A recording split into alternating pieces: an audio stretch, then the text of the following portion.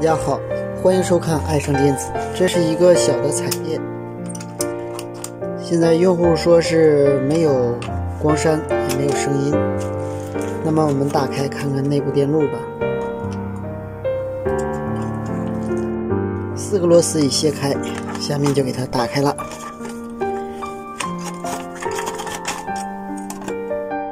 我们看它的后壳里没有变压器。黑白电视呢，一般是由变压器组成的，彩电一般是开关电源。这个是扬声器放的位置是一样的，这个位置有个天线。我们看这个彩电的板也复杂得多，这个是一个电子调节器。我发现它这个调对比度的这个电位器已经碎了，那么我给它卸下来，碎成2节了。那么我们给它换一个。电位器换完以后已经出图像了，这个就是对比度调整的电位器。我们看彩电还是比黑白电视复杂得多。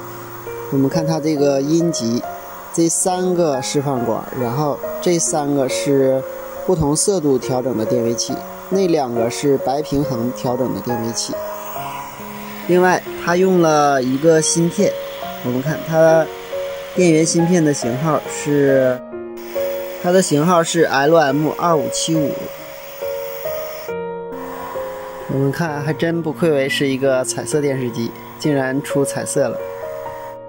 好，我们再看一下，这里边这个小块是半音功放，这个块是场输出块，这个3极管这是一个长管，是行输出管，这是行输出变压器。